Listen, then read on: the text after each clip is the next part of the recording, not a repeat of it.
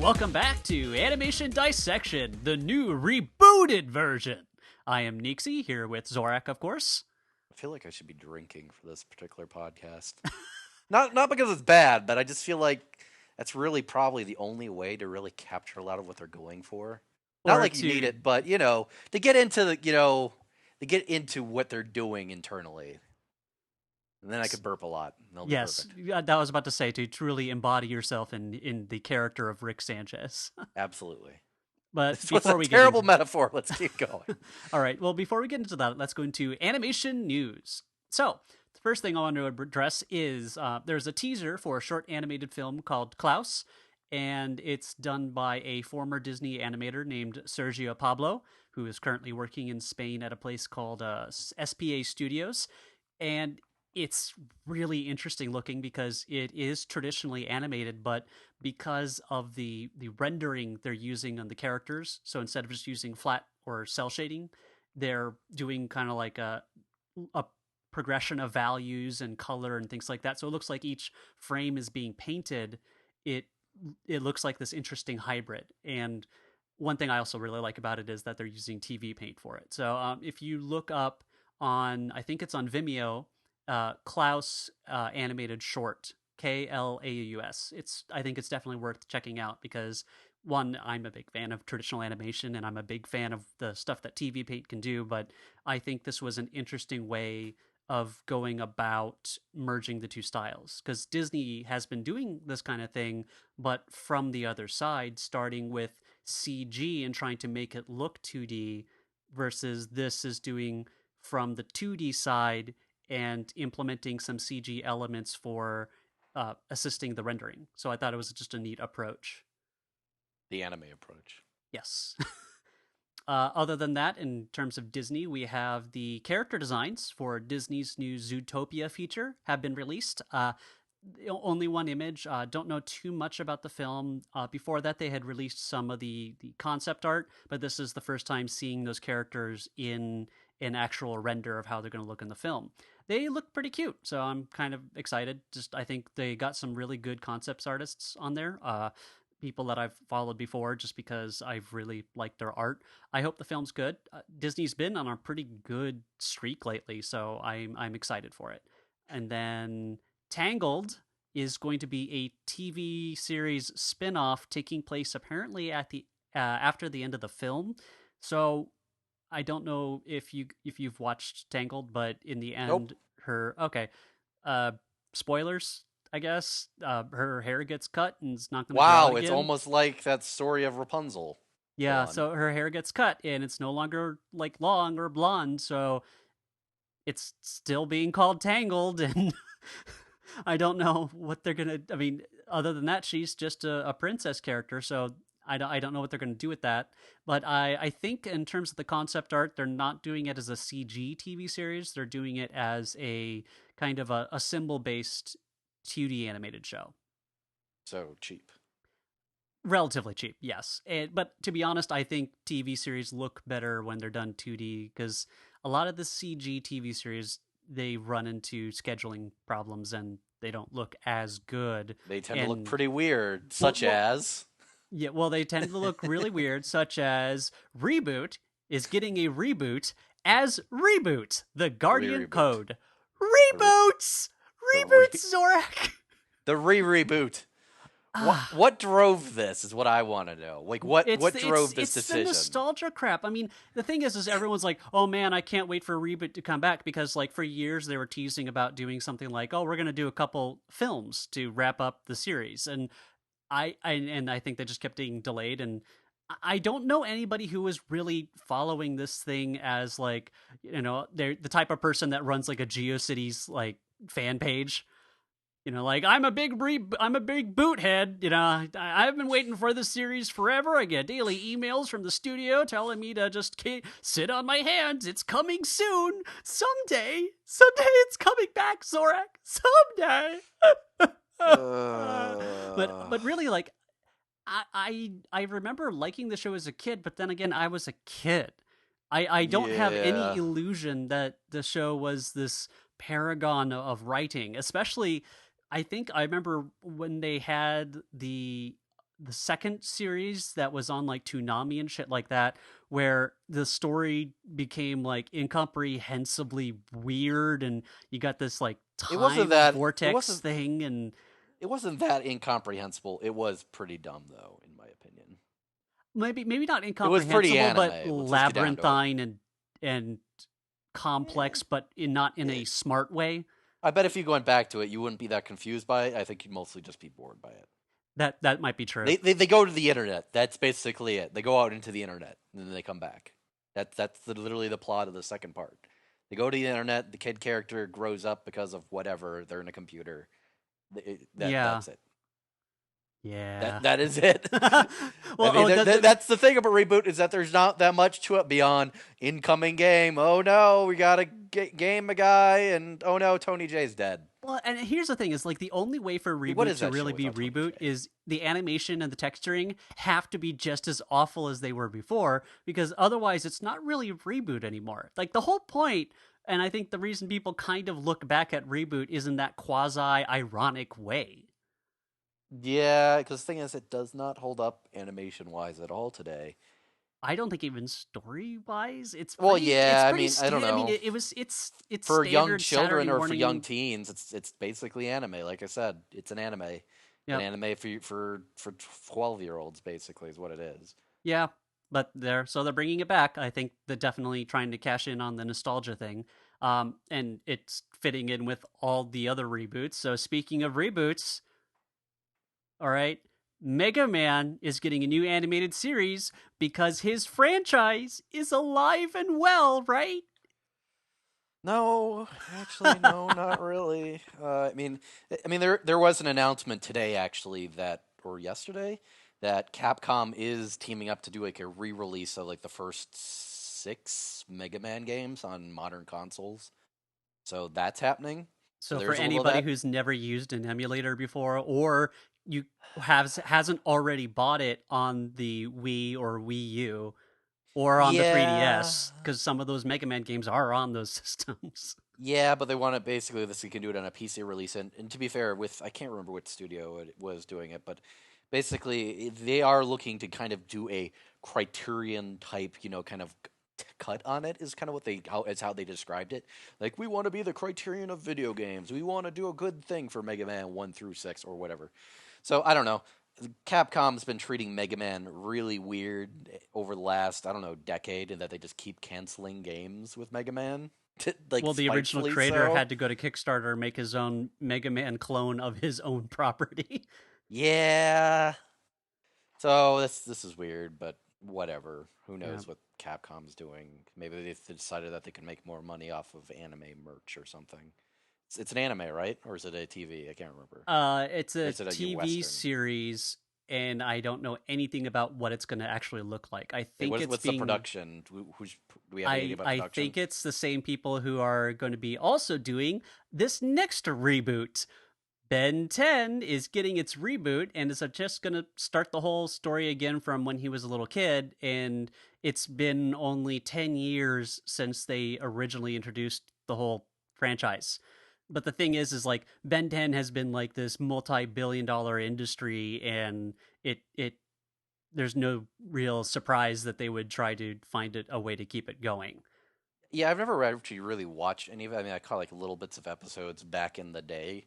It seems pretty meh, but it seems Nah. to do really well merch wise because that seems to be what its thing Well, is. it's It's like really easily merchandisable. I mean, it's it's a lot. basically It's a shonen structured like, anime. yeah. Well, it's like one of those structurally.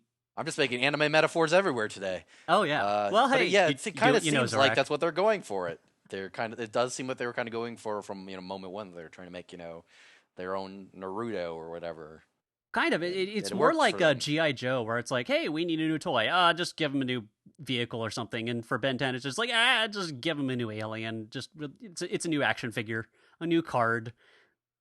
That he could transform into this new one now. We just need it to happen, and they could just write it in. Do you think that the actual creators designed those characters, or or was it the actual toy companies designing those characters?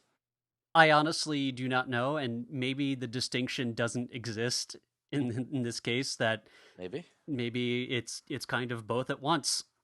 You know, like you design something for seeing the end from the first. Yeah, maybe. I mean, I know in the past, like with like say like Gundam or something, which had a really heavy, we got to sell model kits, we got to sell toys, tie-in stuff.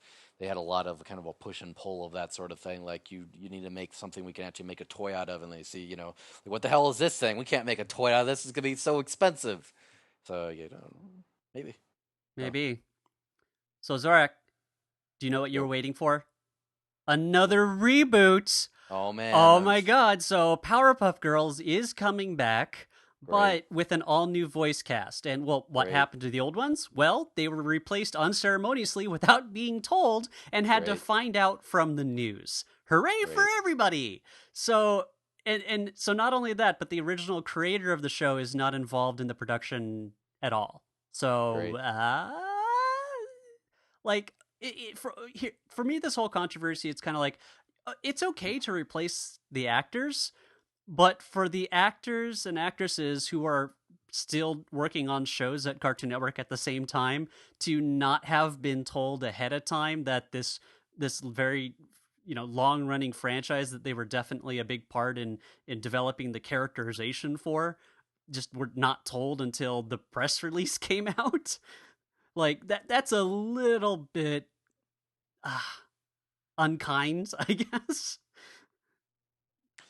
Because like I'm not a Yeah. purist. Like I'm not a purist. It's like it's okay to replace the voice actors and voice actresses, but it's like uh, with the fact that all this stuff is done in public and the voice actors can react online and all this stuff is very visual. It just seemed like a kind of a bad PR move to not inform them ahead of time. So Yeah, with the whole the original creator was Jendi Tartakovsky, right? um I think so. It's hard. I'm trying to remember. Yep, The looking it up, style's so that is the similar. case. Yes, that is in fact the case. Yeah. There's a little tangent here. It's like, am I the only one who's really doesn't actually think he's that great of a like director? Because looking back at everything he's been involved in, so much of it is really not actually any good. And the fact that like the latest things we see out of him are Hotel Transylvania 1 and 2, I'm kind of like, I don't know. I see a lot of people attaching a lot of affection to him and the things he made. Well, And looking in hindsight, I don't know if they were actually that good so much as they were just there. I think he has a vision and he has certain kinds of talents. I just think that he's often not paired with the right people to kind of steer him away from certain excesses and indulgences that he has in his work. I mean, like, I don't think I'm he's still real pissed about untalented. Samurai Jack. Yeah, I mean, there's aspects of that, and then there was also it was that giant robo show he did, Symbionic Titan. Symbiotic Titan, where it had like certain elements of it were really interesting, but then it ended up being bad in other aspects. So like the thing I find with a lot of his works is there is something good in there. It's just that the other half ends up overrunning the good part. So it ends up becoming like just a wash overall. Like I Yep. think he's kind of like one of those people where you need someone else to go like, hey, Gennady, no, no. I know you want to do this, but no. Let's do something different. I'll let you have that character design. I'll let you have that setting, but maybe let's do this instead. Like someone there to kind of rein him in a little bit. Yeah. I like his style. Like the style is kind of like the stuff he kind of directs and, just like some of the creation stuff, like that sort of the animation style and sort of like the pacing to some degree. But I do not care for his writing at all.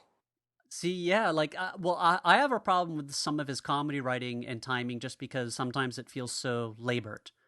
Yep. Like, there's a difference between, like, knowing when to draw out a scene for a dramatic effect or even comedic effect, but for him, it's very labored, and some of his humor is very upfront. Like, the tone when he wants to tell a joke becomes very jokey, and it feels like a stylistic change, and then suddenly the style changes back to drama again.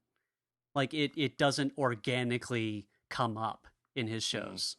So like I had that same problem with Symbiotic Titan and with Samurai Jack, where the humor often felt at odds with the tone of the overall episode, because it just pops up and it just feels like a complete dissonance, I guess. But that's it for reboots. I guess something similar to a reboot, though, is so cell phone games are now going to be reaching the big time, or at least even bigger time, where there's going to be an animated feature about the green blobby thing from the Cut the Rope game from What? like the iOS or something like that. What? Man, fuck people. This is fuck. What the fuck? Like, really? Come on. Like, yeah, it's like, oh, everybody cut the rope, green thing, big show, blah, blah, blah, blah. I want to find the person who is, like, pushing for these sort of things, and I want to push them off a bridge. It's really the only way we as a society can, like, move forward from this, is if we push that guy, that corporate guy, wherever he is, somewhere in LA probably, just find him, knock him off a bridge. Actually, here's the thing. I don't know what would be worse. If this thing was the result of that type of cynical marketing, or what if there was someone in there who's like, you know what? When I created Cut the Rope, I thought about this character and the world he lives in and the stories that could be told with him. And I thought, yes, you know what? This this creative property has so much potential for storytelling and drama and humor. See, that's the thing. What would be worse, the cynical guy or someone who actually is like a true believer somehow in this thing, like just I would completely honestly deluded? say the cynical guy, or that guy, I would say would be worse because fuck that guy. But either way, you could probably push either of them off a bridge, and I don't think their families would care because nobody can love a person like that. Well, if they got pushed off a bridge, their family would be inheriting quite a lot. Yeah, and nobody would care because nobody feels any affection for that sort of person. Because fuck, But they're what not if? even people. But They're what not about? even people, Neeksy. So what about the Angry Birds movie? What about fuck? No. Is that what an episode we're gonna do later? Huh? We're gonna do a goddamn Angry Birds movie?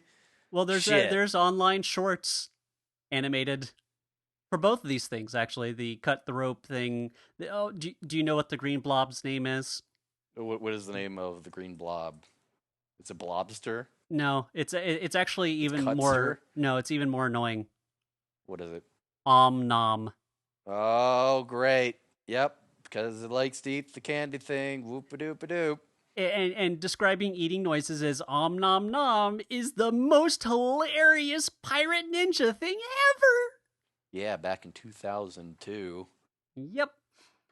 So, and then let's see. So the last piece of news I got is that Netflix is expanding even further into making original animated series. Before they had done BoJack Horseman, but they're mostly renewing or adding a bunch of these more younger audience oriented shows. So they have a Tarzan and Jane concept, a frog themed action show based off of books written by a pro football player, an Irish kids Okay, wait, cartoon hold, about pause, puffins. Hold on. pause, pause, pause, pause. Go on. What the Just go frog? on. The, I had to pause for a second there to think about frog-themed action series by a football player, and I just imagine that football player is secretly just Mark Twain. But go on. well, no, so it's not just that he wrote a trilogy of books that this show is going to be based upon. Okay, hold on. Let me think about this for a sec. Okay, go on. Okay. Well, here's a show that you would like. It's an Irish kids cartoon about puffins. Sure. I mean, That'll be why cute. not?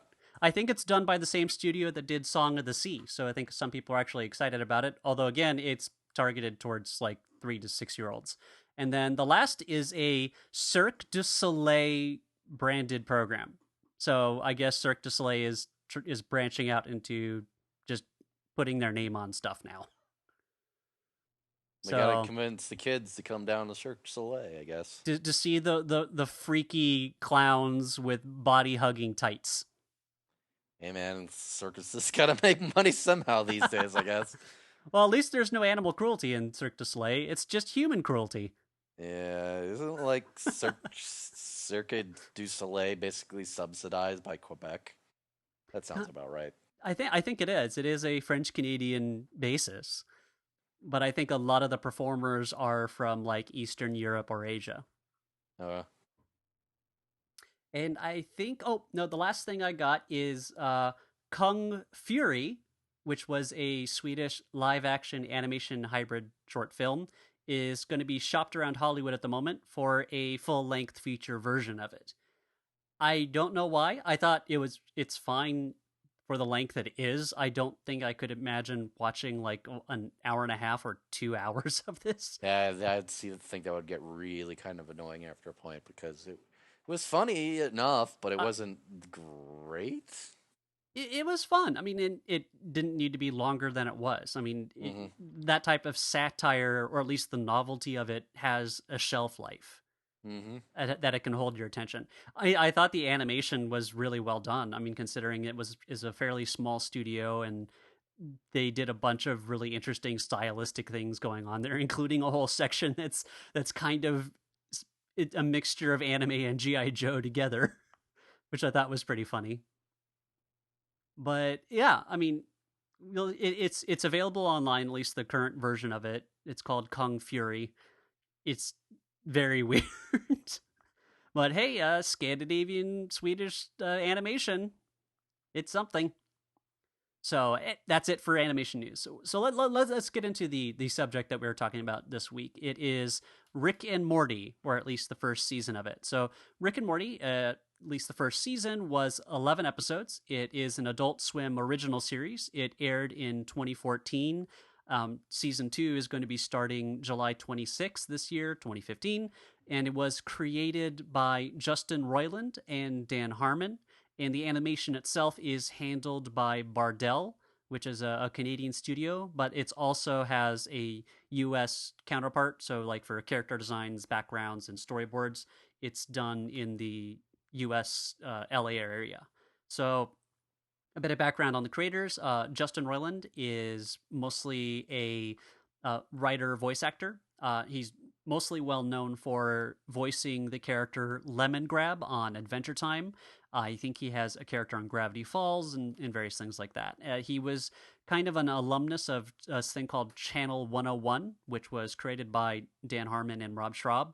So they've been creating with each other for a long time. And he had just, I think, for fun, created this kind of random online short cartoon called The Real Animated Adventures of Doc and Marty, which was kind of like a satire on Back to the Future, or at least the main characters of it, but is kind of a very crass deconstruction of the relationship between the two. And as for the show, he was kind of given a chance to create a show, teamed up with Dan Harmon, and changed the characters' names to Rick and Morty. And I think Dan Harmon, who is the creator of the NBC comedy and now on Yahoo show called Community, and runs the Harmontown podcast. And I think he has some other shows that are going to be coming out eventually. But anyway, Dan Harmon, I think, was the one who encouraged it to be around the family. So he built a family around those two characters instead, and I think grounded it from the kind of very strange and again a bit more crass place that the Doc and Marty short was. So Yeah, the short was not the funniest thing by any stretch. It was kind of. I mean, you get what it's kind of. It's not really say it's gross or anything. well, It's it's just crass. yeah. It's also just not particularly funny. Yep. So It's a lot of like, oh, suck my balls, Marty. It's the only way we can go to the future. yeah, but it is the That place where I joke think he was repeated. developing those voices overall. Sure. So I think that's where those came from, and but I'm glad that Harmon came on, and I think he added a lot of surprising depth, I think, to these characters. So like, let's go over the kind of like the overall structure of the show. So the main cast consists of the Smith family. So you have Morty Smith, his dad Jerry Smith, his mother Beth, his sister Summer, and then his grandfather is Rick Sanchez, who is his mother's father. So and everything kind of revolves around the relationships between these characters. Yes, there is this kind of sci-fi world jumping kind of not space opera stuff. I'm trying to think of like um how to kind of describe like the kind of adventures they're having. Like they're very high concept type of stuff. I mean, some of it does have kind of certain senses of space opera in the sense that not necessarily of the sort of like military sort of space opera, but in the kind of like a Flash Gordon type of thing. Yeah, that sort of thing, where it's That's just the kind word of for like that. characters going into really bizarre alien settings, and the kind of that sort of juxtaposition, and that's sort of within the space opera sense, though it is kind of more just a crazy super science adventure, I guess would be one way to put it, which is a terrible way to put it, but probably an accurate way to put it. Well, and I think there's also a lot of meta humor when it comes to like genre awareness. Rick constantly kind of makes these TV development type of jokes throughout the whole thing. He makes a lot of these kind of breaking the fourth wall asides, almost referencing the fact that it's a TV show without outrightly doing it or Hmm. directly addressing the camera. But he'll say things out loud as if he's talking to some kind of viewer that might be out there. Hmm. So there's a lot of interesting stuff there, and I think also the show touches on some of these interesting philosophical or existential nightmares. So where, like for example, when Rick creates this small little robot and the robot says, "What is my purpose?" You pass butter, and he does it, and it's like, "Well, what is my purpose?" You pass butter. Oh And the robot looks God. at his hand, he's just like, He oh just my goes, god. oh God. Like the And then whole Rick's just like, yeah, well, welcome to the club. yeah. I mean, it's one of those things where it's like, holy shit, that's dark, and it's also like existentially horrifying, but also so well observed. Like someone built this robot to have that consciousness, but only gave them the purpose of doing something really menial, and that seems like a very again, it's a very Dan Harmon type of observation and type of humor, and you see that type of thing just constantly. Like that's really, I think, one of the big themes of at least the Rick character is these. Again, I hate using the word over and over again, but these kind of like existential quandaries, Hmm. these kind of Kafka-esque situations is Yeah. definitely like the Rick side of things. Whereas you get a lot more of the psychological and emotional warfare around the rest of the family members. So like you have Jerry, the dad, who is extremely insecure. His marriage is falling apart, and he kind of lives under this cloud of just ignorance. And I mean, also Jerry just sucks at a lot of things. He's really really dumb. He's not dumb in sort of the comical level a lot of the time, as like say He's not other like sort of Homer Simpson dumb. no, but He's like I mean average. He's pretty average person dumb. Like that's really what he is. he's low average person dumb. I think the one scene that kind of emphasized and reinforced that is like when he ended up in a simulation of like Earth on accident when they're trying to trick Rick into getting secret aliens are trying to trick Rick to get secrets out of him, And not and just then that it was a simulation. It was the part of a simulation that was running at 5% yeah, CPU exactly. But capacity. so he So was like, getting really like low effort versions of reality. Like he and he turns on the still car bought it. radio. This is Earth music. This is Earth radio now playing human music. Music. And he just beep, beep. He's like, oh, human music. I like this. And him just interacting with people, having long conversations when they're just like, yes, no, yes, just My repeatedly man, just saying yes. my man, you go. And Yes. yeah, so it's just kind of like he's not a smart guy at all. But they He is don't play super him up mediocre. being he's super mediocre, and but they give him enough emotional intelligence to be kind of aware of that, because his constant struggle is his fears of inadequacy. I mean, the Namely, with inadequacy regard is to his real, wife. but I mean that's just a part of who he is. But they made him dumb, but he had enough self awareness to feel bad about it, but not enough talent or self awareness to fix himself or make real gestures to changing as a person. Yeah, So mostly with regards to his relationship with his wife, Beth. yeah, and Beth is interesting because you see it a lot through the show, and I think it's one of the more subtle aspects of it is how much Rick manipulates her.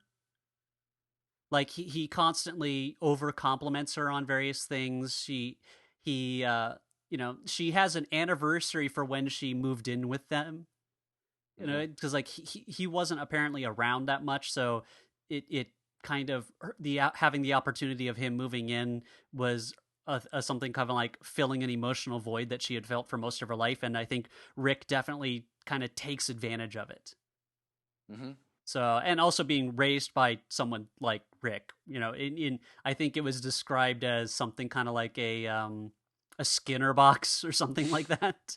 Yeah. So her view of parenting is this very cut and dry, like, I do not condone this. I am not condoning this. Like it's kind of robotic in a certain way. And she also has her own kind of inferiority complex where yes, she is a heart surgeon, but she's only a heart surgeon for horses. Yeah.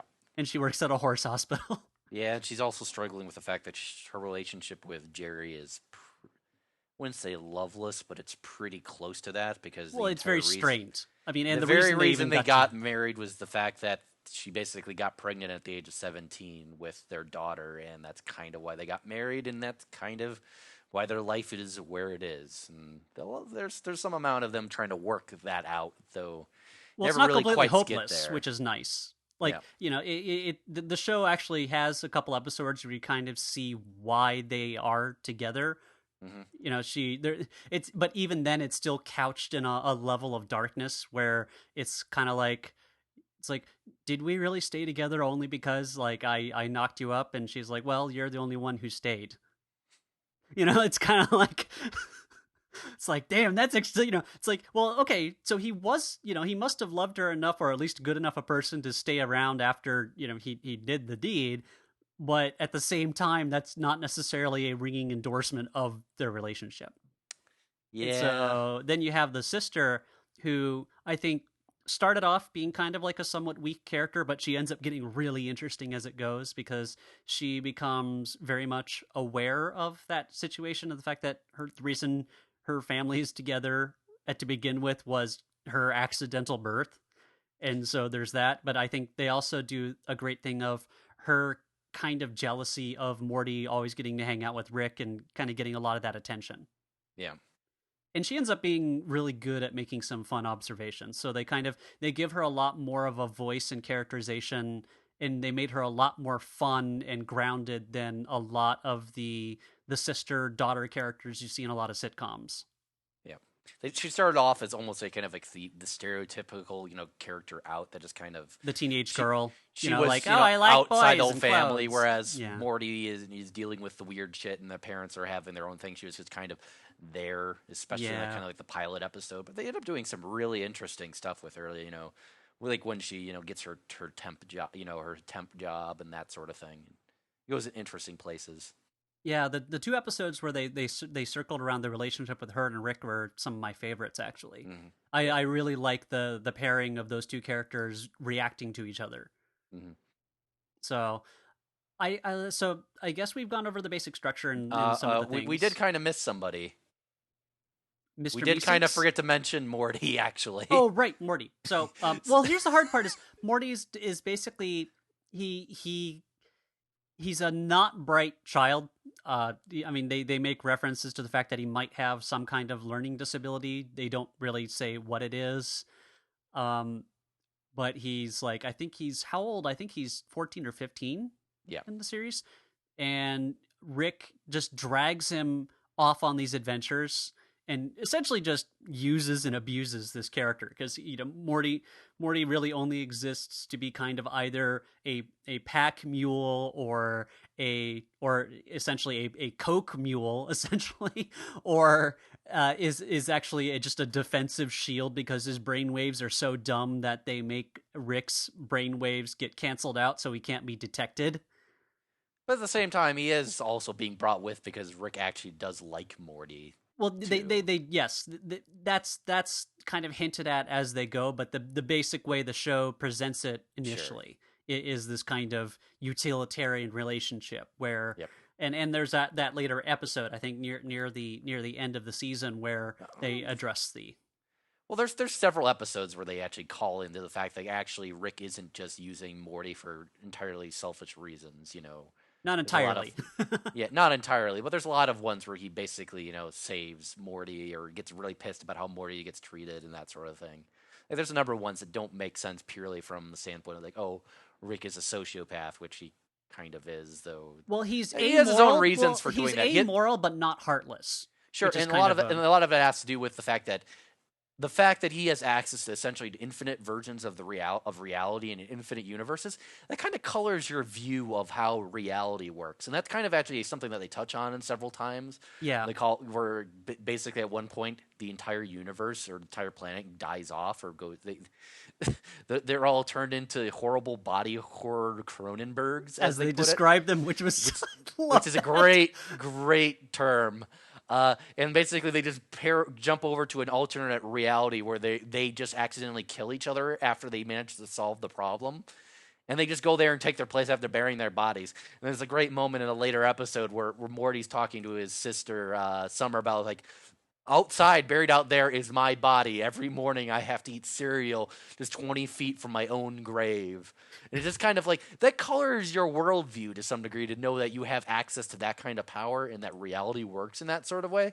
And that kind of drives who Rick is. The fact that Rick often interacts with other parallel versions of himself, some of which are really dicks. Well, all of them are really dicks, actually, Well, just except in different one. ways. There was Yeah. one. There was Doofus Rick, who Doofus is Rick, the only actually one who gets around with Jerry. Jerry. Well, who actually is kind of a nice person and cares about other people. Is the Yeah. Doofus Rick that all the other Ricks hate. But here, I think it's not just the fact that he has that parallel universe thing. I think the other part is that his intelligence and his knowledge is just so high up there that he is essentially detached from the rest of humanity, and so he views it through this kind of impersonal lens. And I Sure. think that's what kind of guides a lot of his admittedly somewhat elitist worldviews, and a bit of his kind of amorality Right. in a lot of ways. But he's not entirely heartless. He's amoral, so he'll just do a lot of stuff because he can. But he's not entirely heartless, especially when it comes to Morty and sometimes Summer. But he doesn't like to have people see his weakness in that Hmm. regard. He definitely puts on that a large display of being more callous than he might actually be. Hmm. But overall, I think they're just it's so you have mad scientist, teenage girl, dumb dad, things like that. So you have those archetypes, but I think what the show does really well is it imbues them with a lot more depth and agency over who they are emotionally and philosophically than many other shows would do. Hmm.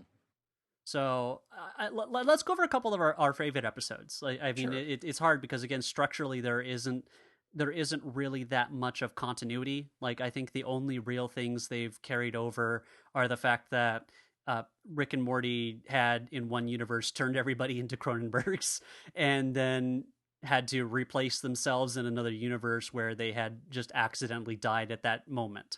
Hmm. And that's the only thing they've really referenced beyond that. But other than that, like it's pretty much like very much self-contained. Yeah. Real quick before we go into specific episodes, I just want to comment that the thing that this show actually reminded me the most of is that it really reminds me a lot of sort of Futurama in the sense, like, when Mm. Futurama was good before these kind of later seasons got pretty mediocre. just the sense that it has that sort of sense of humor and kind of like how it approaches the plot, but at the same time, it's also a lot more. It feels a lot more kind of a faster pace, sort of punchier, and it doesn't feel the need to go for the emotional catharsis that Futurama always kind of felt the need to kind of go for. It Futurama always felt the need to kind of end on a everything's actually nice, sort of moment a lot of the time. It's less Whereas, cloying. So like sure, those yeah, moments in Futurama, sometimes when they're good, but sometimes it felt like they needed to add that saccharine, cloying aspect to it when it wasn't necessary or it didn't really fit very well, or just again. So Rick and Morty kind of holds its emotional beats for when they feel like using them. yeah, and even then they don't go too heavy handed with them. They tend to be subtle, and Yeah. the way I would describe the show is like it kind of like Futurama went like full on with like the sort of Bender type stuff, and also the Doctor type stuff, or just full on in that sort of territory. The high Less in concept stuff, yeah. yeah, and less. I'm just more also like the kind of attitude of like the kind of like unending sort of sociopathy, and just kind of total disregard for laws and decency. Irreverence one might Yep. be a part of it too, Well, yeah. irreverence implies something kind of bad, irreverent humor type thing. More social reverency, yes. Yeah. Yeah, I think that's actually a good way of describing it. I think that's definitely a part of the show's DNA in a Yep. certain way. So, in general, like some of my favorite episodes, like I guess some of my favorite moments would be, I think one of the early moments that I remember you mentioned liking was the the ending of the dog episode. So you have Yeah. the super intelligent. So what is it? Jerry wants to get the dog to stop wetting on the floor, and Hmm. so he begs Rick to make a hat that will make the dog smarter, but then it makes the dog too smart, so it becomes aware of the fact that humanity has intentionally bred them to be these dumb dumb man's best friend, and so it tries to take over the world, and it there's a bunch of Inception jokes made throughout that episode where he kind of points out like, well, hey, well, Morty, if this is dumb and stupid, then it means that everybody's favorite movie is dumb and stupid. Rick? Are you talking about Inception? Yeah, I like the one bit at the beginning of the episode. It's like it's kind of like that movie Inception that you'll like, except it makes sense. And Morty is like, That makes I thought the sense. movie made sense, Rick. And it's like, don't talk down to me, Morty.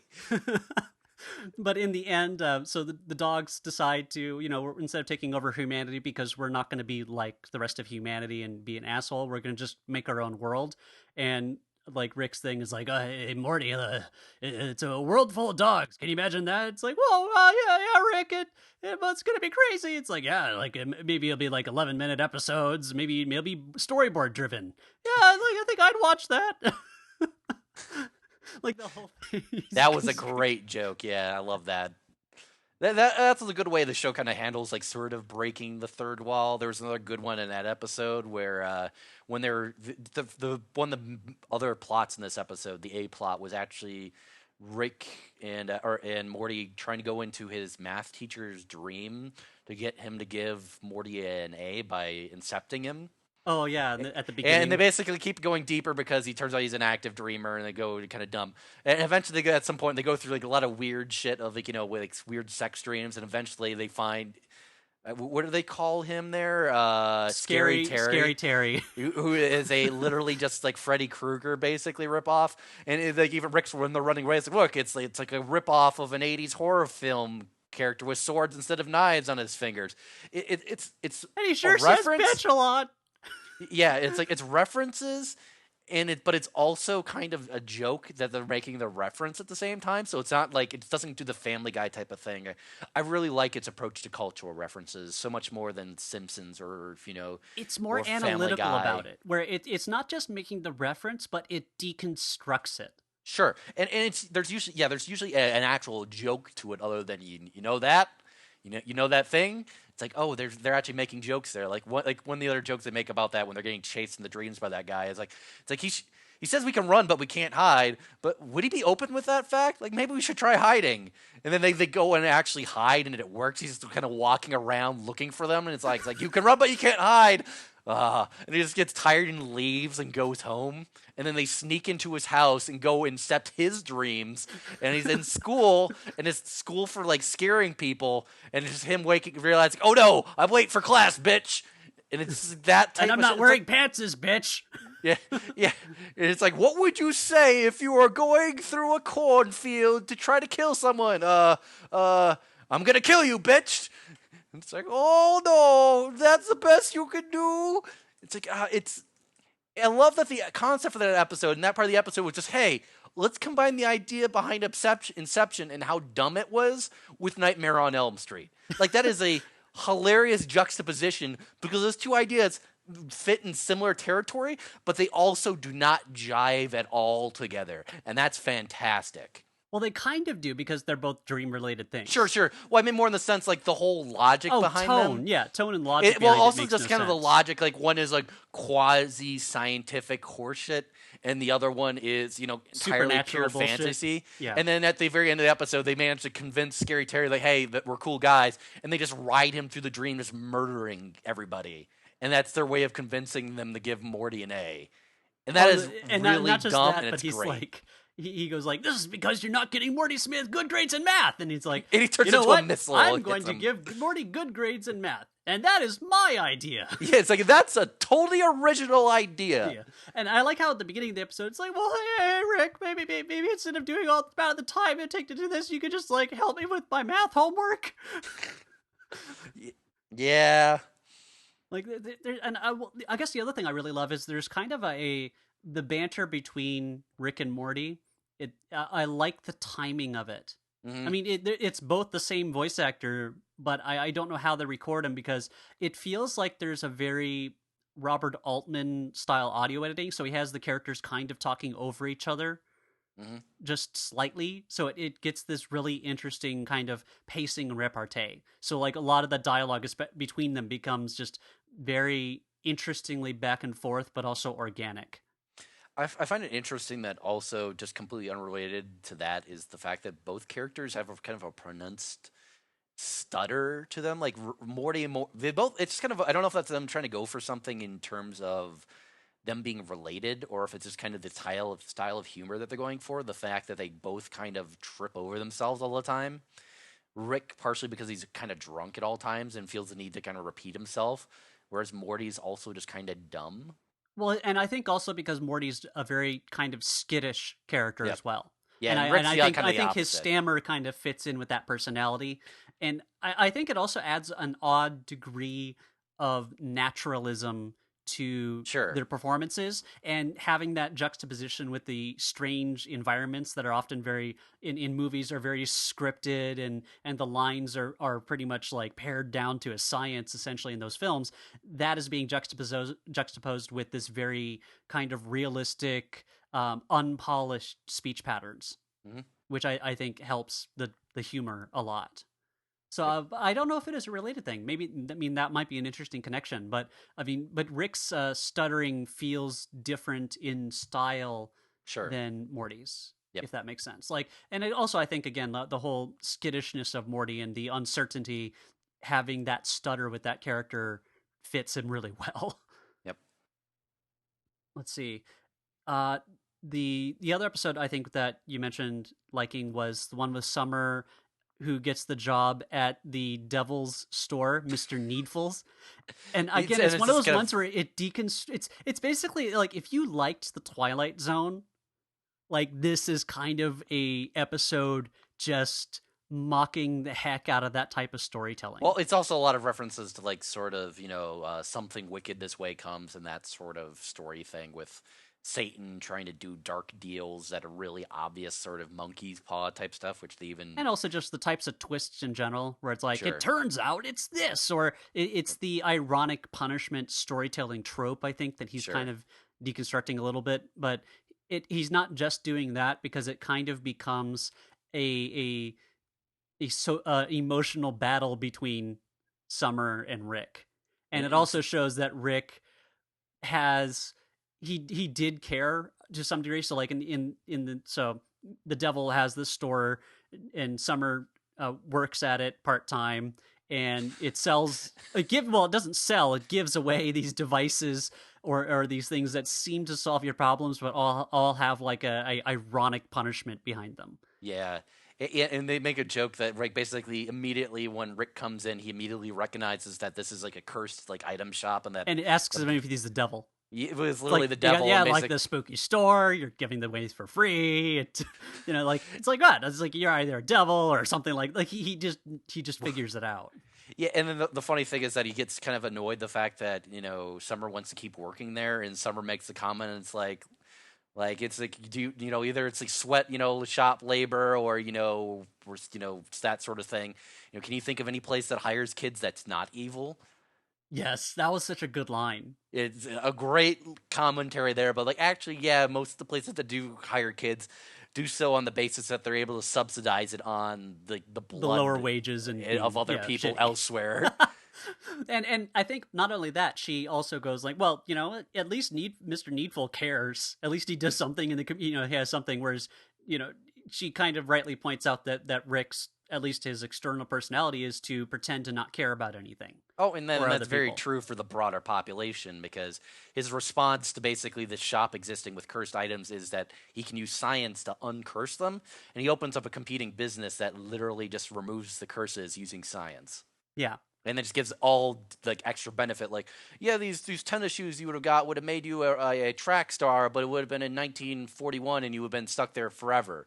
Well, no, But I think the shoes where you would run to death. The boxing match was. Oh, you're right. The boxing match was like in the 1940s, and it's like instead now I've removed the curse, and so now you just have some time traveling gloves.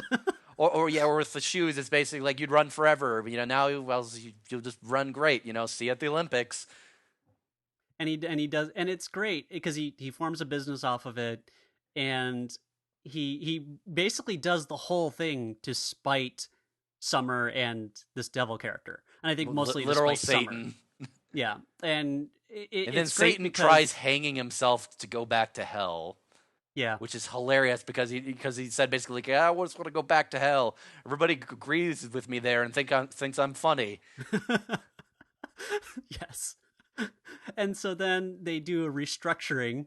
They turn it into and at the same time Rick realizes, well, once he has essentially vanquished his foe and no longer has this other person competing with him, and Summer goes, yeah, whatever, we don't really care anymore. It's over. Like, you won. Good. And Rick realizes he doesn't care anymore, and so he just burns his own business down because it's too much bother to keep up with. Yeah, because it's actually involving work. Like, oh, here's the company health forms. I need you to sign. He's like, I put this on my desk. It's like, yeah, I'm bored of this. Just put gasoline on everything. Just lights it. I'm done. But it definitely, and in the episode, like, Morty's not around, and so he ends up trying to befriend the robot he made for Butter. And he's like, the robot just replies like, I wasn't programmed to make friends. Yeah, and the reason why Morty isn't around because they had the subplot, which wasn't as good, but it was kind of a funny sort of subversion that Morty and Jerry were basically going to be working on a science project because Jerry has insecurity issues about the fact that, hey, Rick is a scientific genius, so Jerry doesn't do that sort of father-son type thing really with Morty. But then they wanted him to do a planet globe type thing. A model of the solar system. Yeah. And then Jerry was insisting that no, Pluto is still a planet. Pluto was a planet when I was a kid, and it can be a planet again. His thing was, I can disagree. It's like, yeah. That was his thing. Is like his idea is like, well, science is one of those things, and you can disagree with science. I just happen to disagree that it's a planet. It's like, and Rick is like, just kind of like, no. Well, Rick doesn't really care that much on it. Rick kind of gave him guff. The one thing I would kind of say is a little confused about their message there is that science is based off of consensus, and I don't think I've ever seen Rick care about that sort of thing. Yeah, well, to be fair, a lot of the stuff that Rick does is super science, so it's really hard to... I mean, it's that type of science where it might as well be magic. Yeah, sure. I'm just saying that the messaging is a bit confused there. Oh, yeah. because there's no peer review there or anything like that. But anyways, the whole thing with the whole Pluto plot of them getting taken by Pluto aliens and basically dealing with the fact that it's like global warming denial. Like when you're claiming that Pluto is a planet, you're just letting them exploit and continue blah blah blah. It's like and some the planet, mining operation. the planet is shrinking, and so the reason it's no longer considered a planet is because they keep on mining all the crap inside of the planet, and it keeps shrinking until it's no longer an actual planet. And it's going to eventually kill everybody on the planet, and the king and basically everybody's covering it up because it allows them to make money off of it and just ignore it. And they're going for a very kind of obvious global warming metaphor. Yeah, but it's kind of a little out there. Well, it's and less about ham-fisted. that, but it was almost more about like Jerry kind of, like the king sends his own son to like Plutonimo Bay.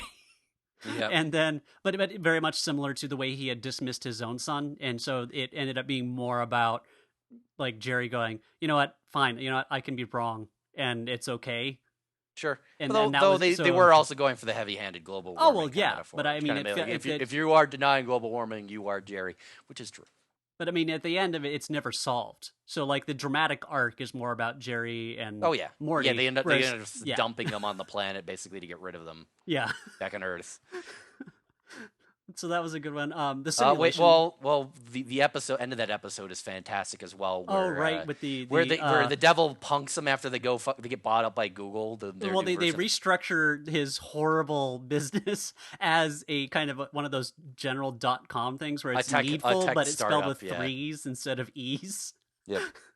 And so immediately they open and it's like, and we've just been bought by Google. We did it, everybody, and they all applaud. And he's like, well, how much did we make? We?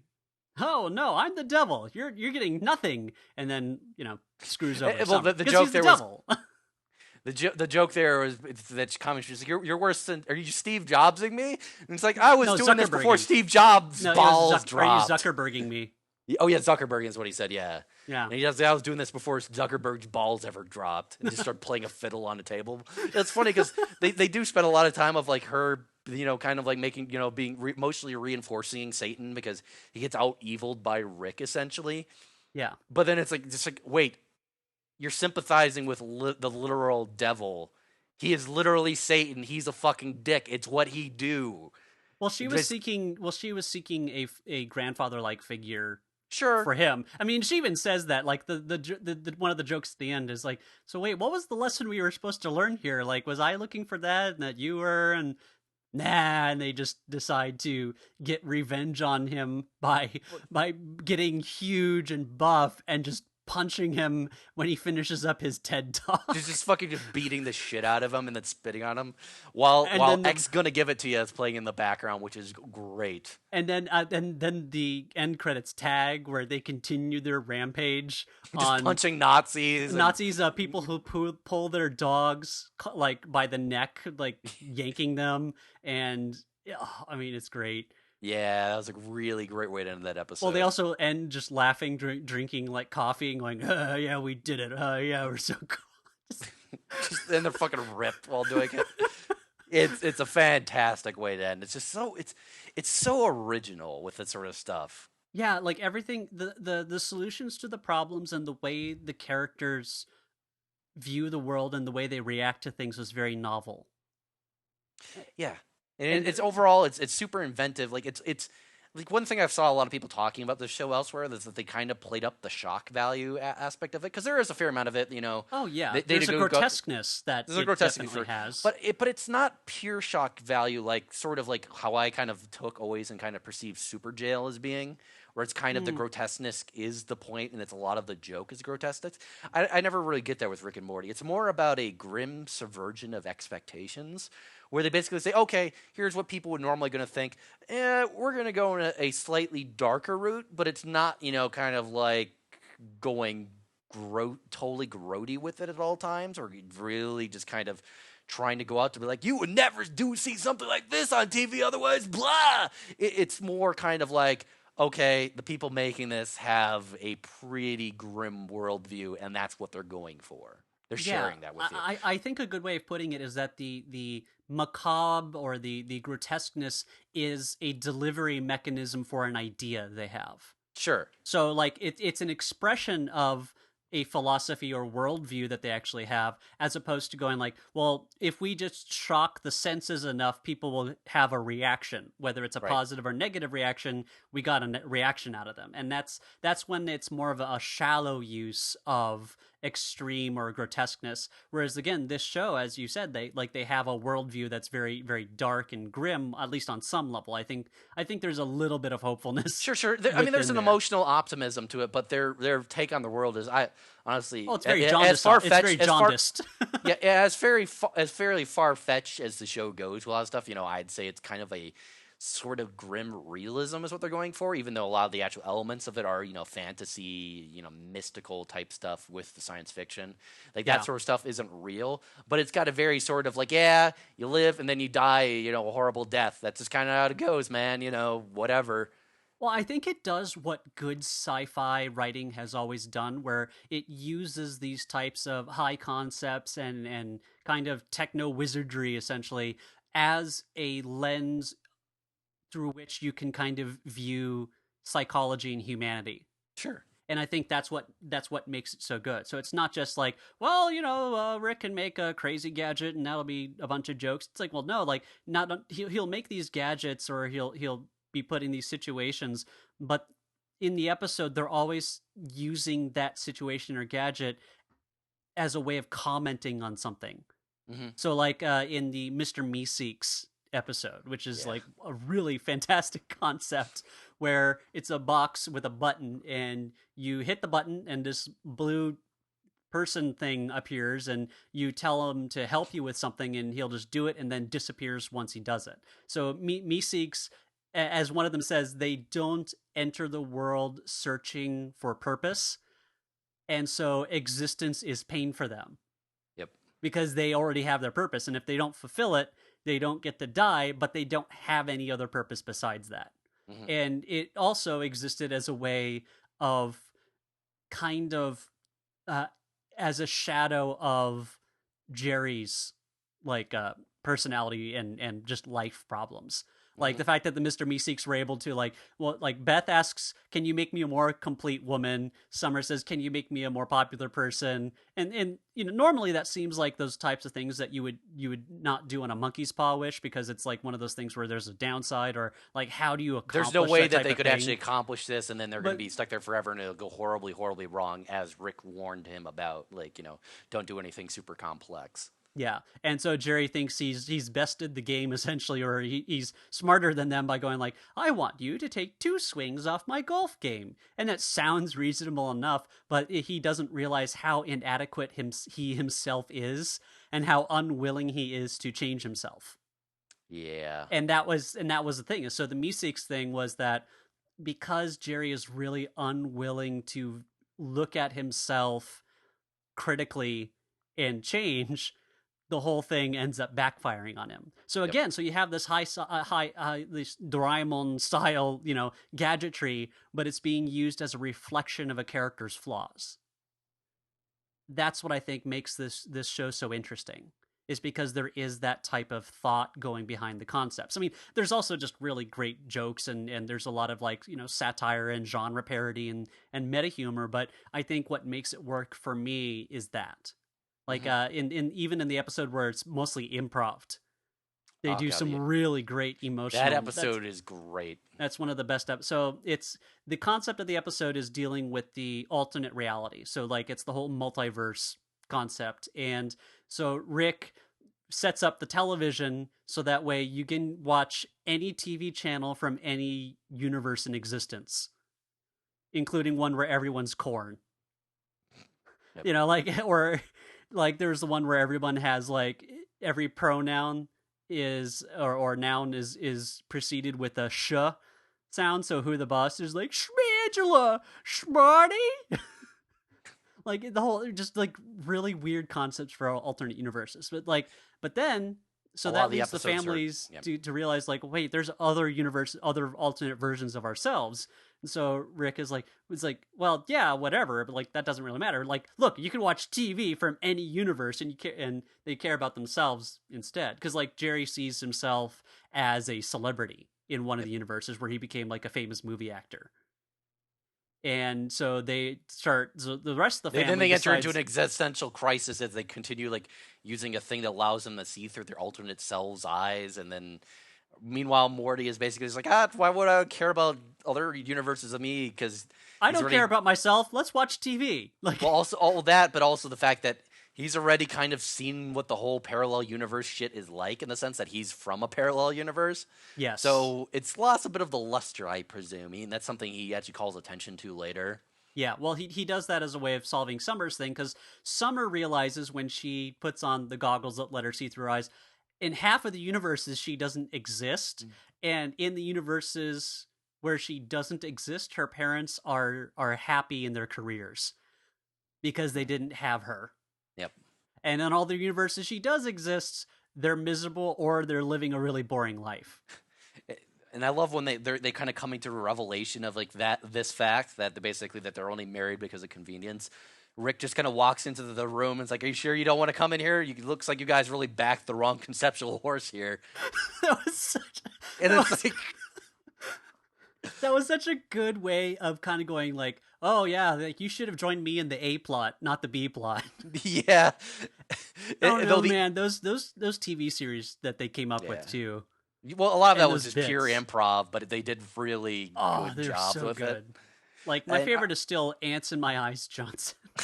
Yeah, that one's up there. I really like the one with the extended stuff with the fake doors, where the fake door commercials happen. Yes. And then guy leaves the room, just gets into his car, keeps driving. He's like, "Wait, is this still the commercial? Like it's still going?" And it's like this house, like, "I'm at home eating the sandwich, and I'm still selling fake doors." And they're like, "Oh my god, what is this?"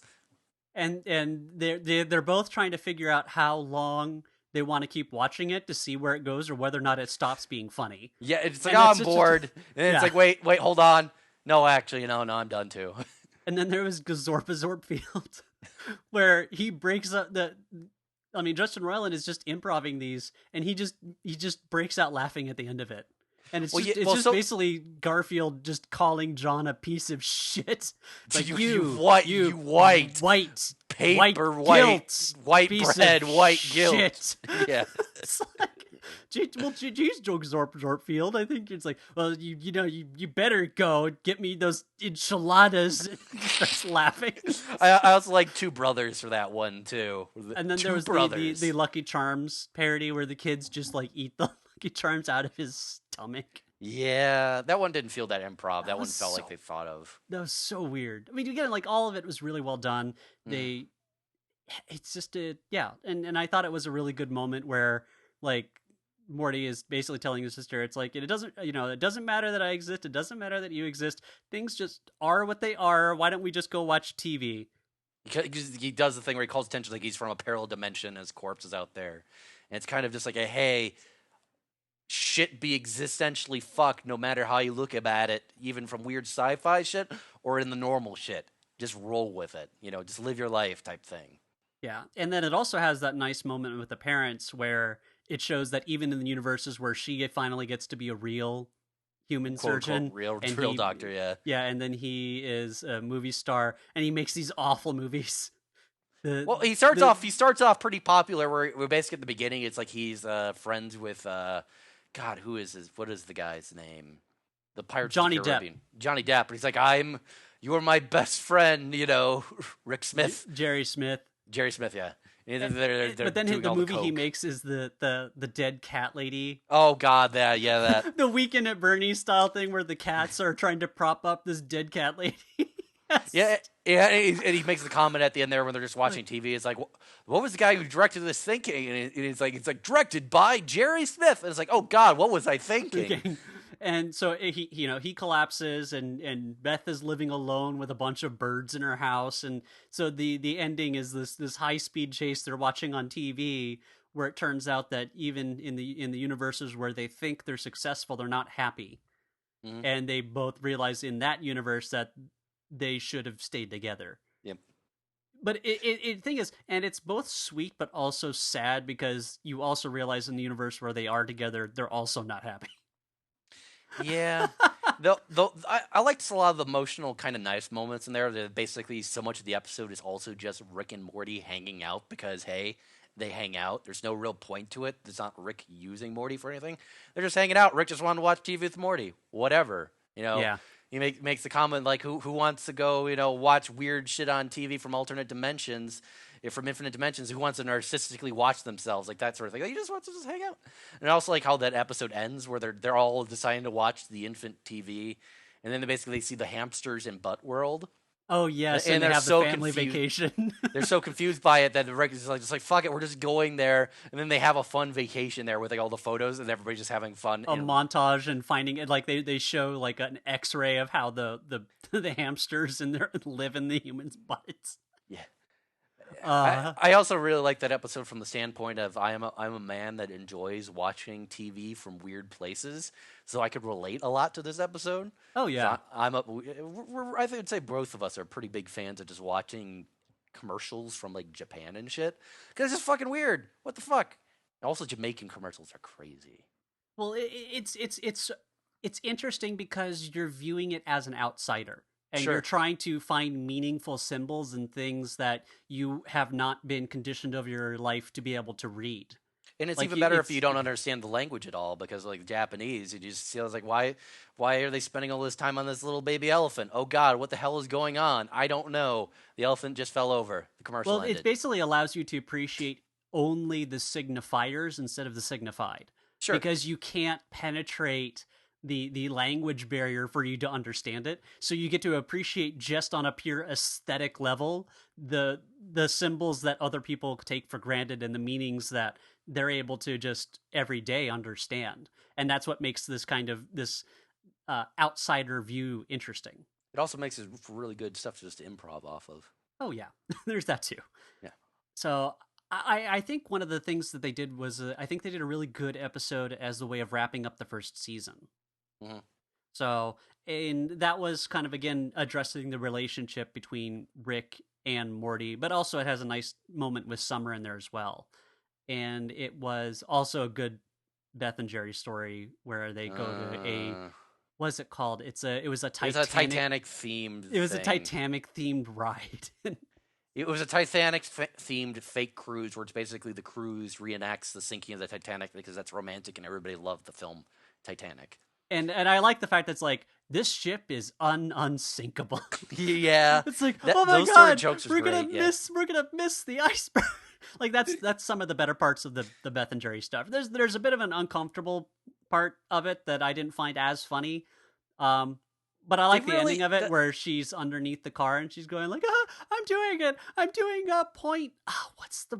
It was Cape Fear. Yeah, I'm doing Cape Fear. And then her head hits a rock and she just gets ran over. Oh, there was a speed bump, I think. Yeah, because she's under the That reminds me real quick. It's like they had a lot of really uncomfortable rape jokes in this show. Yeah, those were the least funny things, and luckily they keep them to a minimum. Yeah, there's like and 3. The joke is I'm trying to think. So there's the one in the Titanic episode. Well, okay, two of them are jokes. One of them's not a joke. Like there's the one the in the Titanic episode. It's considered horrifying. Like it's not. Really... Well, they're all considered horrifying. The other one is in the one where it's Morty's child, where they go to the planet of like the super masculine, Gazorpazorps planet, and they have like the male ones where it's like, put on your burqa. I'm tired of having to hold off these guys with one hand. Because they're trying to attack her because Summer is a girl and they're all, crazed males. And that's kind of gross. And then they have the episode where Morty is nearly raped by the king of the Candy Kingdom. Was the one. That was the one. They're going for a metaphor there, or they were going kind of heavy there, kind of like, oh, this fantasy world actually just sucks type thing. Yeah, I felt at least with the Summer one that you mentioned, it was kind of making a joke about something larger than that. Like it was kind of trying to make some kind of social commentary, because the whole that whole episode is kind of a mockery of like women of are gender from Venus, of gender men roles are from and Jupiter type thing. and also that whole section of the 80s comedy where it was like that, like, men always leave the toilet seat up, am I right? Like it's making a joke about that type of humor in itself. Like they make jokes about Rick making jokes like that throughout the whole thing. Yeah, and admittedly, the whole thing with Morty, the attempted rape of Morty, was that they were going for a thing in there. It's basically like, what is the worst thing we can do to Morty here? They but they basically could have kind of found soiled something the experience. else. Yeah, but I mean, I get what they're going for there. It was kind of unsettling, but I get the feeling that's kind of what they were going for with it. Like, it wasn't, they weren't making a joke out of it. It wasn't, you weren't supposed to be laughing at it. Like, it's basically, that's why Morty was immediately like, actually, I give, well, the whole kind of thing of theirs, like, Morty wanted to go on a fun adventure for once, and they go to a fantasy land, do a fantasy adventure where they immediately get arrested by giants. Yeah. Which was funny, but then they had the whole thing about him wanting to leave after, things going bad because, Rick was being super skeptical about it because he thinks it's kind of dumb. And then basically Rick kind of comes around to it because he decides that he really actually does want Morty to be happy. But then immediately after, Morty nearly gets raped by the king in the bathroom. Who's like a jelly bean of some sort. Yeah, by a jelly bean in the bathroom, and that jelly bean turns out to be King. And they do kind of cap it off though with Rick kind of catching on what would happen, and then basically at the end of the episode, after everything they leave, he immediately just murders him. And then leaves. with the psychopath style gun. Yeah, and then they have the end of episode thing where they tag, have the kingdom, the tag where the kingdom realizes that their king was a horrible rapist. And they're like, burn them. It's much more important that people remember what they remember him as is what he was. And then he was more important as a symbol than what he was. Yeah. What he stood for, what they think he stood for, than what he actually was. And then you see the statue of him with a kid, and it's that type of stuff is a little like, ugh. Yeah, that's a little bit more gross. And again, I felt if they want grotesquerie or something extreme, I felt they could have replaced that one. Yeah. And again, it kind of, and again, with the summer thing, it made a little bit of sense and at least had some kind of social commentary thing going on with it. I mean, a little bit of with the burqa he made for her was a little bit of a commentary thing to some level. Yeah. But again, like those I think are the lower moments. Yeah. Definitely. And they weren't too bad where they didn't personally kind of sour my taste of the series by any means. But they were kind of moments I was like, they could do better. Yeah. Like that's one of those things where. But anyways, back to the episode that we were talking about, the party episode. Right. So what is it? So there's that storyline, but really the main plot is with the parents away, and with them putting their foot down, saying like, okay, if we see anything screwed up that happens or any damage, there are no more adventures ever again. You're none of that. And despite that, both Summer and Rick are like, well, let's throw a party. And the whole thing is Morty being very resentful of his station in life. He feels very used. He feels that Rick, by throwing this party is saying, I don't really care if I don't get to see you or have adventures with you again.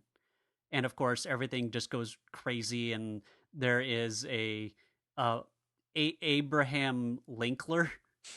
No, Abradolf Linkler. The Abradolf Linkler, where Rick attempted a perfect leader by combining Adolf Hitler's DNA with Abraham Lincoln's. Or it was like a morally ambiguous perfect leader. Yeah, and of course it goes to shit because he's got his own existential terror of he wants to help people, but also he's also Hitler. Yep.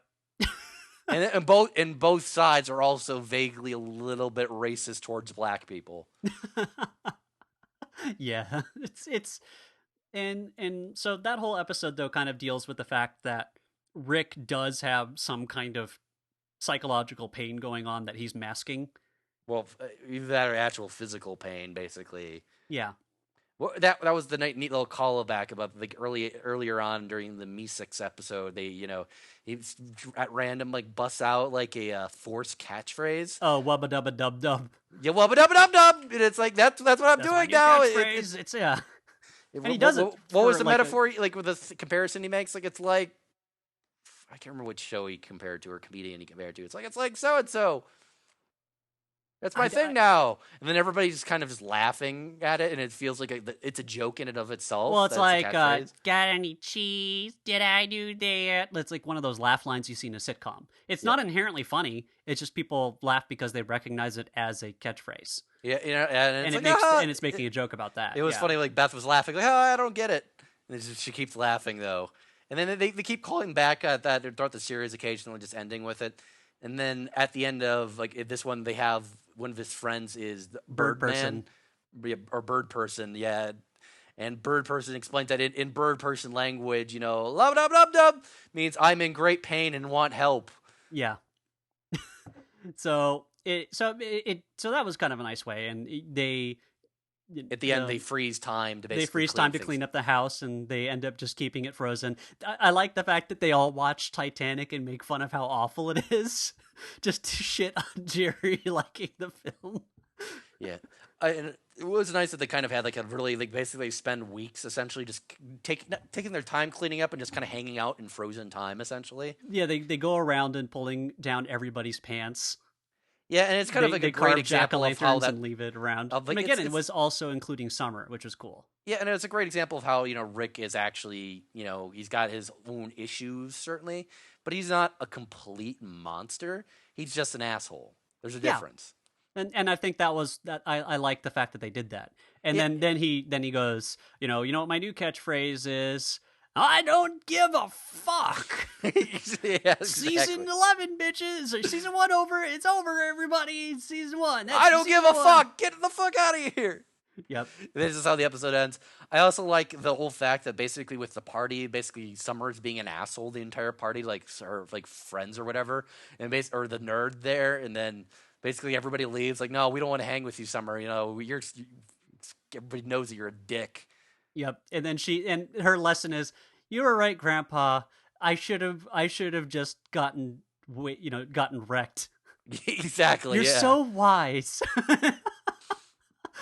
Yeah, that was a really good one. An episode I also really liked is the whole bit with like Morty with the child rearing, where Morty as a parent, yes. Yeah, where they get him where he gets a sex bot as a souvenir of sorts. Souvenir from like a space pawn shop, and it turns out to be like a alien sex bot for reproducing in a weird split gender society. But the whole basic episode is really based on the fact of dealing with parental sacrifice and how kids treat parents in a sense with his plot, where basically his child is a horrible, violent monster because that's how this race is. Like all the men are literally violent monsters, and he's had a boy. It's basically him dealing with the fact that this kid is aging super quickly. It's like grows up in a day. And also the fact that the kid wants to just murder everybody. And it's just interesting him dealing with like kind of all like the parental stuff coached from the standpoint of, hey, the kid wants to go and like murder people, keeps drawing people, murdering people and stuff. And his first words were like death and destruction. Yeah, exactly. Words that, that's like chaos and stuff, that sort of thing. And at the same time, Morty's also wanting to show his parents that he can do a better job than they did. Sure. Because they were basically just... And they're being assholes the entire time, essentially just kind of like deriding Morty throughout all this. Basically, nice job, Morty. Well, because he discounts their parenting, because he's like, it's like, yeah, I'm not gonna let him. You raise him, like it's gonna screw him up, and they're like, yeah, he's gonna ruin that kid. And it's basically by the end of the episode, it's the whole fact that he goes on like a rampage. Ultimately, his kid Morty Jr. And basically, I found that funny also with that sort of thing where they had the whole like fact that Morty Jr. was only just watching like History Channel at a point. Yeah. It's like, stop watching. No more History Channel for you. It's like... The TV's only for video games. I hate video games. You take that back. Yeah, it's like, love is all you talk about. What about guns? What about weapons? All right, no more History Channel. And then as Morty Jr. runs out, he just starts screaming about ancient alien stuff. Yes. And then basically, I forget who actually said the line. Basically, Morty makes the comment that parents are just kids. Kids raising kids. Yes, and I thought that which is really accurate kind of sense about taking it. And that's kind of a good way. Well, it's because like nobody knows what they're doing. Absolutely, and it also has one of the other great moments where it was, "Hi, I'm the author of Marmaduke." Oh yeah, well, and I'm plagued with constant visions and urges of violence and murder, and I channel that into every episode of every strip of Marmaduke. It's like, well, I didn't think that was what Marmaduke was really about. What, did you think I was trying to be funny? He just like walks away, like strolling. And it's basically the fact that basically he manages to get connected with Morty Jr. and convince him to do something progressive with his, with himself and not just murdering people and destruction. Or constructive, yeah. And he becomes a creative because, as the Marmaduke's author says, that's what all true creatives in history are ultimately channeling, sociopathy and a lust for murder and killing. And that's a great thing where they have basically the end of the episode where he's doing like a behind the author type interview, and he's basically talking about how shitty his childhood was, and how he ultimately blames his father for everything they did in him, and Morty's mother kind of is like, they're watching this on TV, and like Morty's mother's like, it's a thankful job, but you did the best you could. And I then just Morty's, hope he's eating well. That's it. yeah, like that entire thing, like all the messaging there about the parenting stuff, and also all the him becoming a creative is fantastic. Like I love that. All the metaphors there, all the messaging there is perfect. And again, I think that comes back to why this show is so interesting, despite all the weird grotesqueries. Is it has ideas, Hmm. like it has philosophies, it has a worldview, and that gives it interest. So like, and they're using the humor and they're using the grotesquerie as a method of showing. Hmm. It's a method of conveying that worldview. And again, I Yeah. think that's something really important that a lot of comedy and a lot of these animated series aren't very good at lately. It's something I feel is missing. Hmm. I think it's something that used to be in a lot of the Simpsons stuff, at least early on. I think some of the better episodes of Futurama, Yeah. they understood that, whereas the later ones they would either get too silly or too treacly.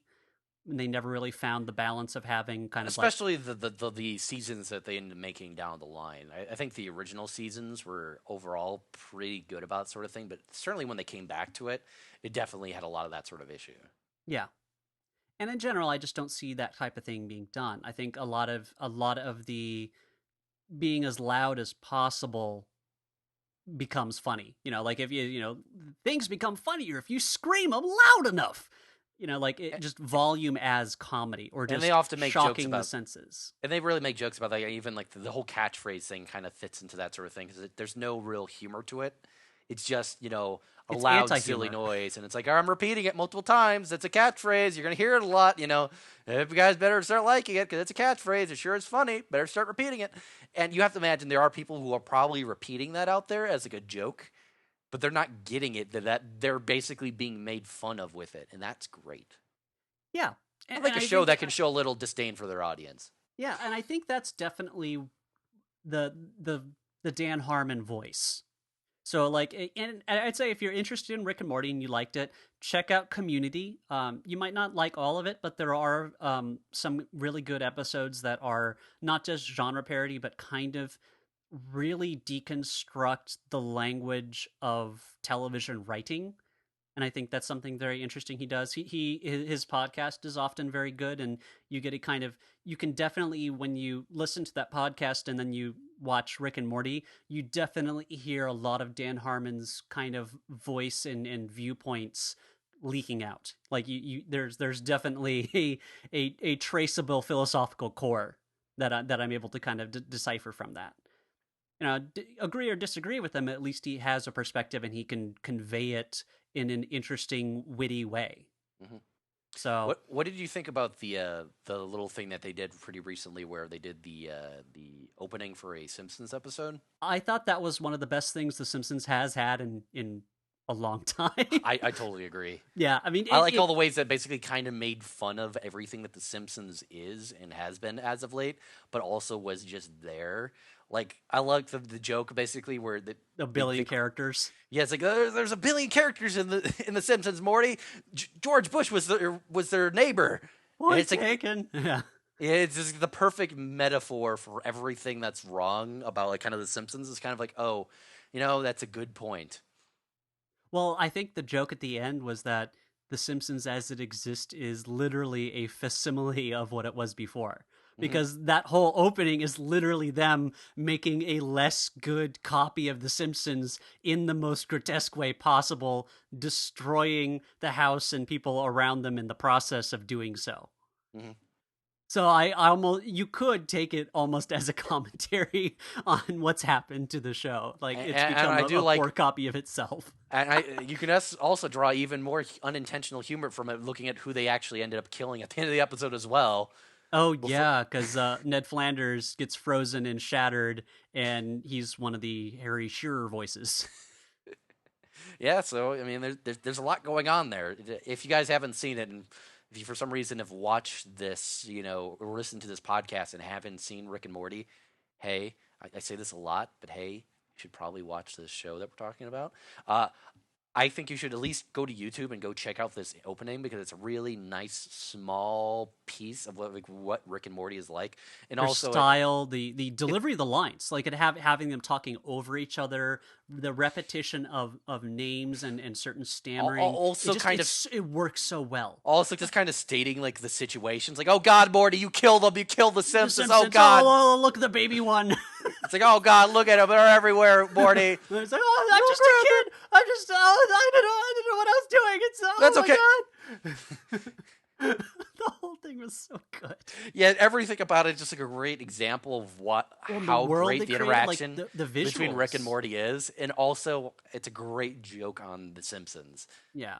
Well, and also like when Morty goes to the space Kinkos essentially, like all the character designs and the method in that they scan it on this high tech thing and then inject this weird cow like monster with the whatever came out of the printer and it births these horrible eggs. So, there's just some great stuff going in there. Like the one thing I have to say, like the fact that Dan Harmon has not written for animation before does show in the sense that I don't know how people made this show without just dying because so many new background designs, so many different character designs. I mean, in any given episode, they might be going through like 3 different universes, all with entirely different alien species and styles of worlds.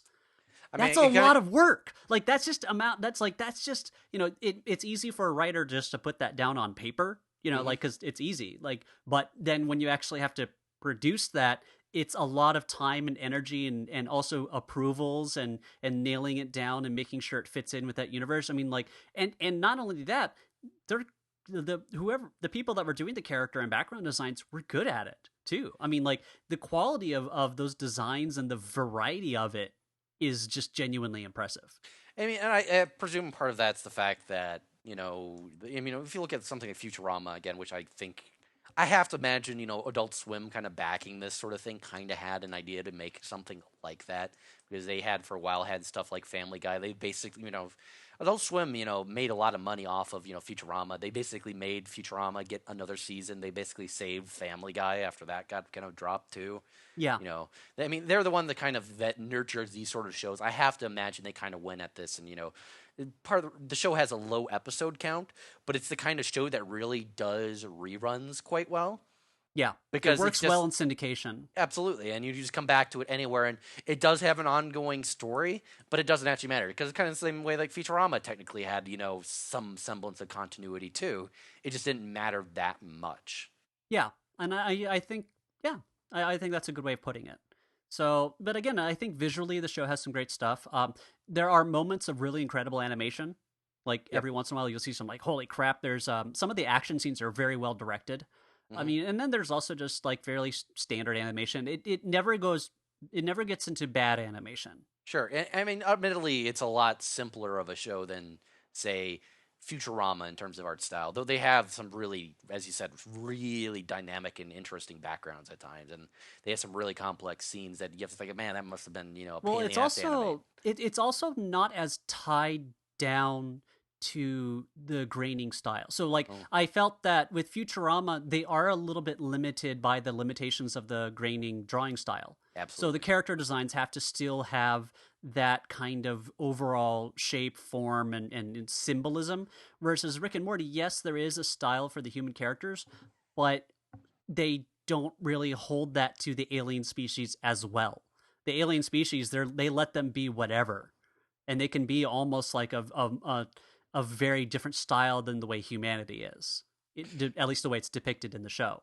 So I thought it was really impressive.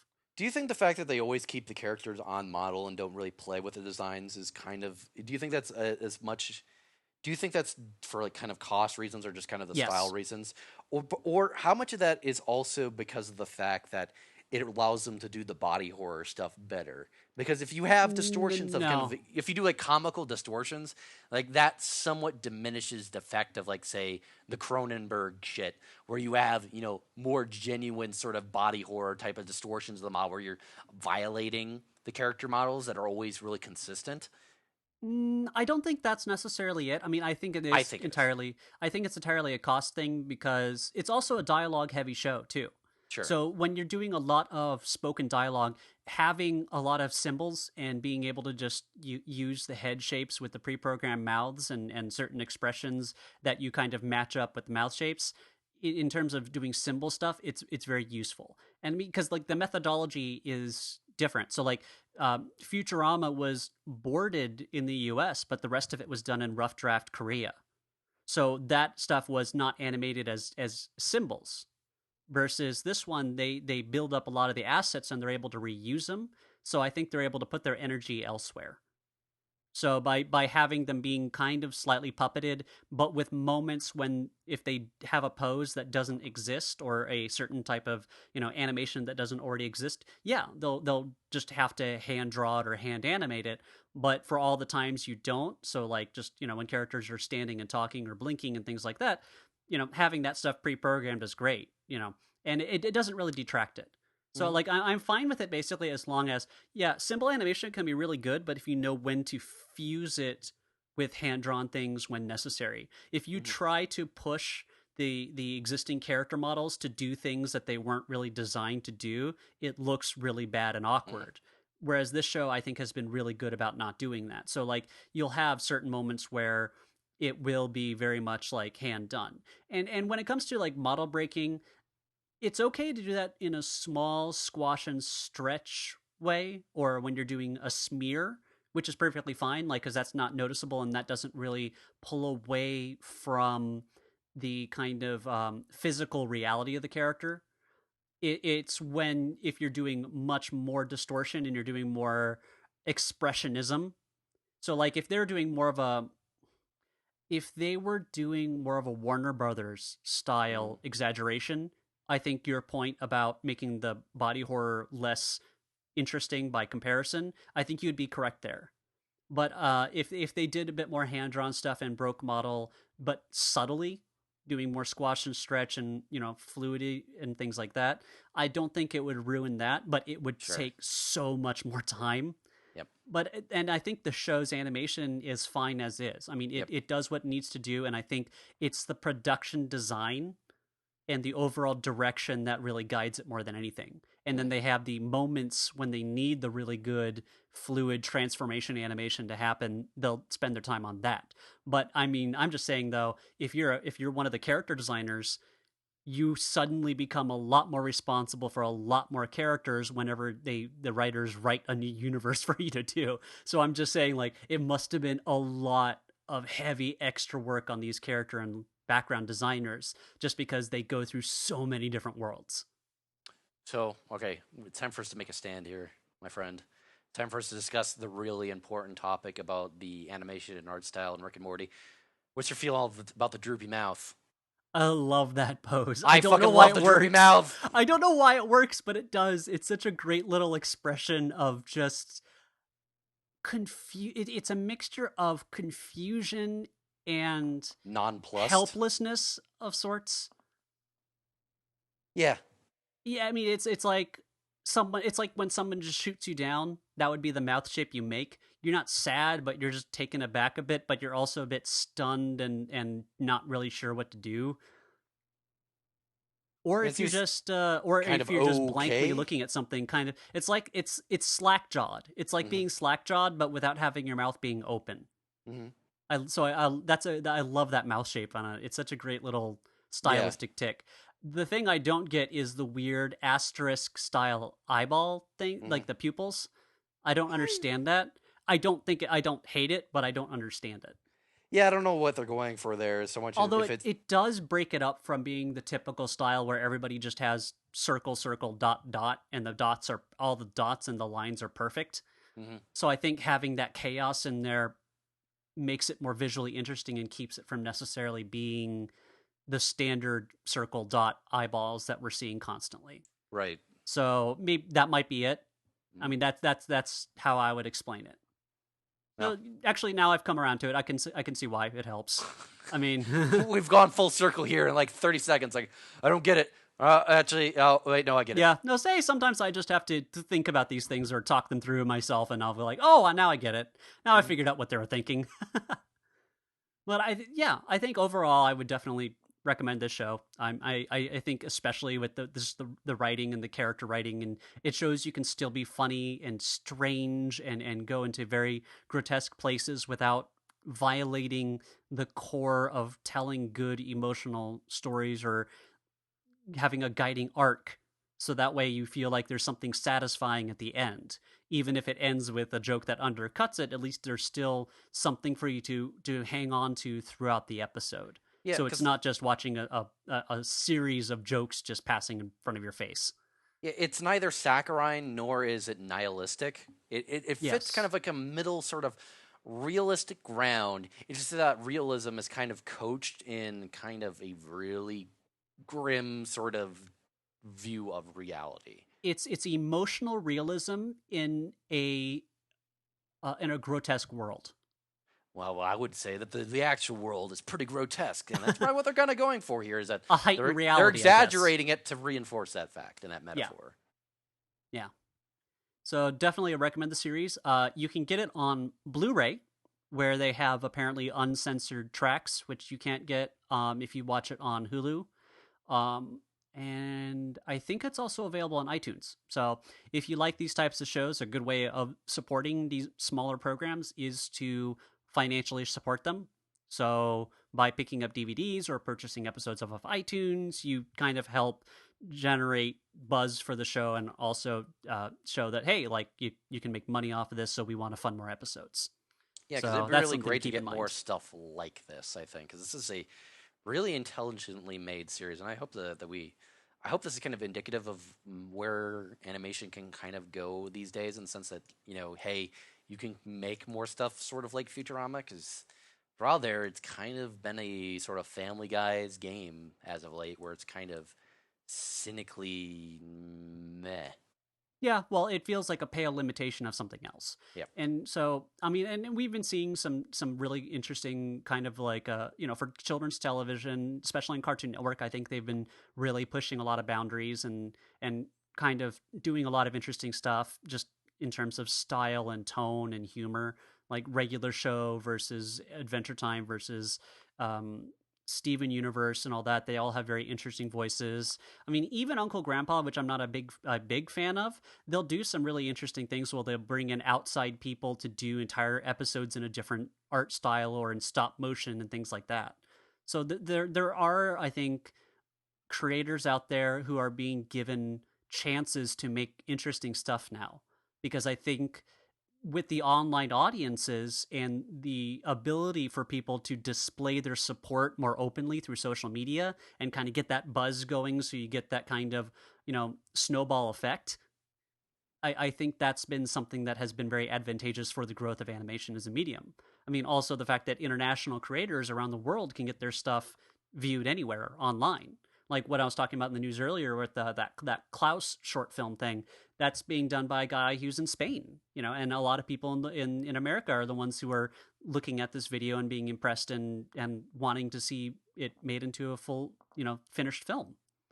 So I definitely hope that shows like this get the attention and the critical acclaim that they do. I mean, and it gets good reviews. So we really just need to hope that ratings and financial support come in, and that becomes impetus for Adult Swim to order more episodes. Though I suppose the fact that they're renewing this for a second season, as we already know, that second Yes. season's coming out, next I mean, month. it's been very successful. It must be doing well enough to justify that sort of thing, and hopefully that means that they'll continue to be. I mean, I get the feeling and the impression I've been getting is that attention to this series has been growing. It's not been going in the other direction by any means. Yeah. So hopefully it'll continue to be around. Yep. So let's see. Next week we will be covering Disney's Frozen, and then after that, our episodes and our tired, cynical, dead eyes will be drawn to B movie That's in B honor E of E. yes, By the way, in honor of Seinfeld's recent stern lecturing about how comedy works and how PC political correctness is ruining comedy. Because as we see from B movie, he knows comedy. He really does. I long for death. Yes. Oh God. I'm not looking forward to that. God damn it. So, anyway, you can always email us at adthepodcast@gmail.com. You can also reach both of us on Twitter. I am at RY Magnuson. And I'm at SA Zorak. So, any closing comments? Nope. That's it. All right. Yep. See you next week, everybody.